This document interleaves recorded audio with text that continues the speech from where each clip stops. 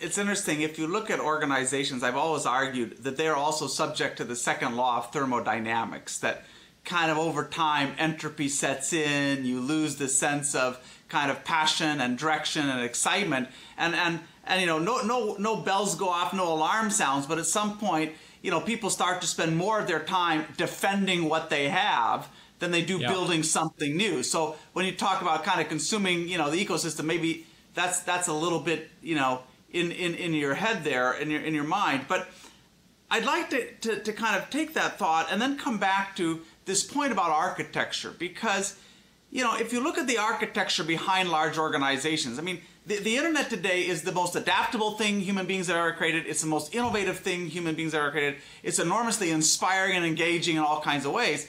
Every organization I know on the planet is trying to do the same things. They're trying to be more adaptable, more innovative, more inspiring. And it seems to me the web and the way we run our companies are two completely different architectural models. And, you know, do we have kind of like a competition of both are really important social technologies, Web 2.0, the way we lead, manage, and organize in big companies. But do we got kind of a fundamental battle of architectures here, would you say? Or, you know, what's going to win? You know, one of the organizations that I've been most impressed with in terms of thinking about how do you build an organization that works the same way the software works is Amazon. When you go and talk to the people there, you realize how much they basically built the organization as a series of components. And there's a team associated with each component. You know, somebody says, oh yeah, I own the buy button on the homepage. And there's a little group, and they have what people at Amazon call a fitness function, where they have some measure that they're trying to drive up and to the right.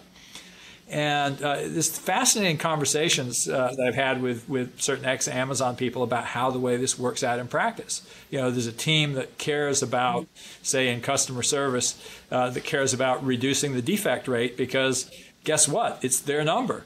And one of the things that Amazon did was it empowered the customer service people to pull a product from the catalog, you know, because it's making their number go bad.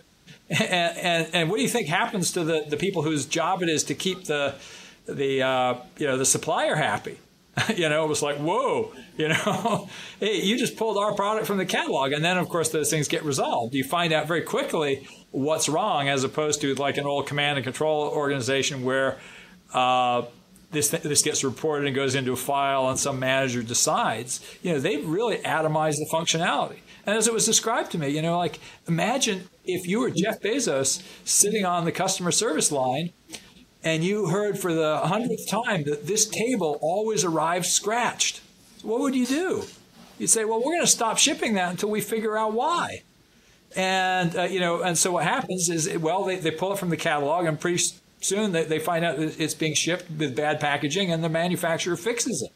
Because they created this feedback loop, which comes by empowering small groups which have some, you know, function that they're really trying to measure and manage. I think the more general point there, which seems like really important, it links back to this point about algorithms and, you know, decision making being driven out of the data, is even where you don't yet have the algorithm, pushing that decision making authority lower and lower in organizations where people are closer and closer to the data and the phenomenon just has to be the right thing in a world of enormously accelerating change, where if you have a long feedback loop, you're just gonna be always late and always out of sync. I think that's absolutely right, and that goes back to this discussion of architecture. An architecture where people can work independently and yet there is coordination. I think the internet and open source software have taught us a lot about that. You know, it's a modular design with clear interfaces, clear protocols, rules for interchange.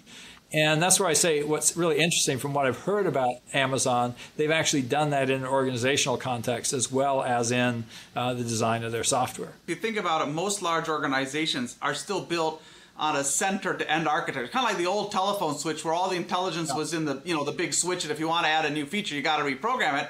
You look at the web, obviously all the intelligence is out in the periphery.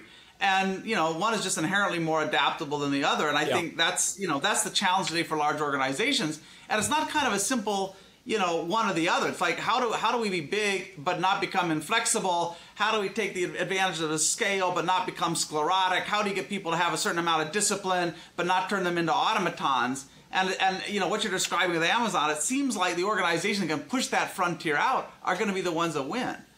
That's right, because of course they've understood, first of all, that it depends on feedback loops. It depends on data. You know, these are not just individuals empowered to fly by their gut.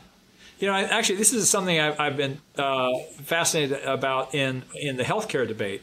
I've spent time with Paul Levy, who's the CEO of Beth Israel Deaconess Hospital, and he's a big adherent of what Atul Gawande called the checklist manifesto.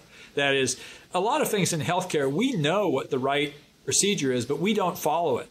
And we have this idea, for example, that you know, medicine is an art, and you got to you know, trust your instincts and so on. And this turns out to be true for about 2% of procedures. And he gave a great example. He said, I don't remember the medical issue involved. He said some condition, or he said the patient's supposed to be elevated at 30%. And he said, but the typical nurse doesn't know 30% from her elbow. So you get patients elevated anywhere from 15% to 50%. So we went and we put a protractor on every bed. You know, and all of a sudden, bang, they're getting better outcomes. And so it's kind of interesting. It's like creating that culture of measurement and that culture of feedback so that somebody actually knows that, yes, this is what I'm supposed to be doing, and I can actually see the result. And I think one of the things that he's also done really well is he's really shot for certain kinds of outcomes. You know, we want to have, he came in not from healthcare, and he said, we need to have a core infection rate of 0. And everybody said, oh, that's impossible. He said, I don't care. You know, we're killing people. I want it to be 0.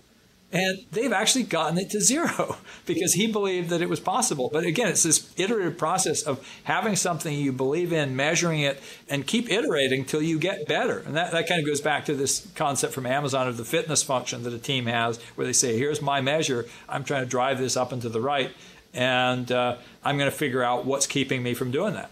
As a manager, then, your job is actually to figure out the algorithm. What is the right fitness function for this group when it collides with that one? And so you're really, in a sense, programming your organization rather than managing it in a traditional sense. You're designing the algorithm by which all the parts interact. And really understanding where autonomy and freedom adds value and where it doesn't. Because when it comes to elevation, like, that's a known fact, let's just do it. There may be other areas where I need a lot more discretion.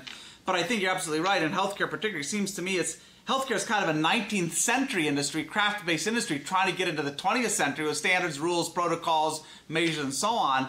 So again, that's something that I think we need to think about in all of these organizations. What's the actual outcome that we want?